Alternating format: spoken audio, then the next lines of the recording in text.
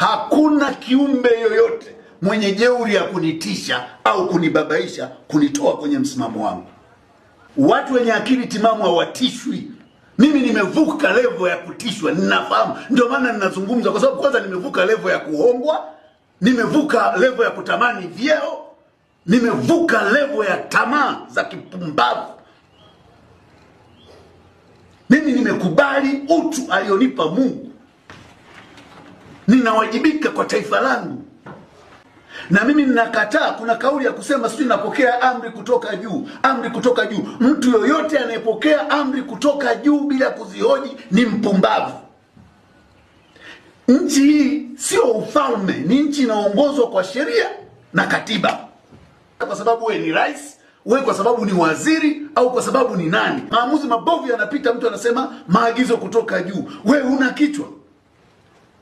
Hujui instrument za wizara yako? Hujui wajibu wako wa kikatiba?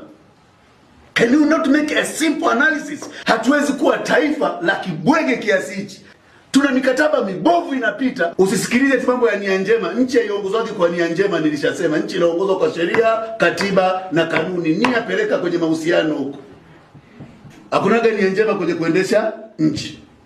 Kwa sababu ya hoja anatamani kuua watu. Watu wenye akili timamu hawaogopi kifo. Kwa sababu immediately umezaliwa, immediately safari ya kufa inaanza. Tunachojali ni unakufa namna gani na kwa sababu gani. Nchi hii kuna watu wamejigeuza wao miungu watu. Wao na familia zao wanataka kugeuza Watanganyika kama ng'ombe wao zizini, watuswage kwenda machungani na kuturudisha muda wanaotaka. Nataka kuambia kama walifikiri sisi ni kondoo, tumeshageuka kuwa wanambuzi wa korofi na tumeshanyanyua mkia kama ngiri. Hakuna mahali watakapotufuga tena. Tunahitaji uwajibikaji. Wanajificha kwenye kichaka, mara waseme mapinduzi, si uhaini, mara waseme udini. Kote huko ni kukwepa kuwajibika. Wengi hatuwajibiki. Tunafikiri sisi tuko hapa by default. Hatuko kwa default. Tunaishi sasa kwa sababu Mungu amepanga mpango wenzetu waje kuishi miaka 400 ijayo. Kwa hiyo tuna wajibu wa kutumia rasilimali zetu kwa kuwajibika, kwa kuhakikisha tunalinda maslahi ya sasa na yajayo ya taifa letu.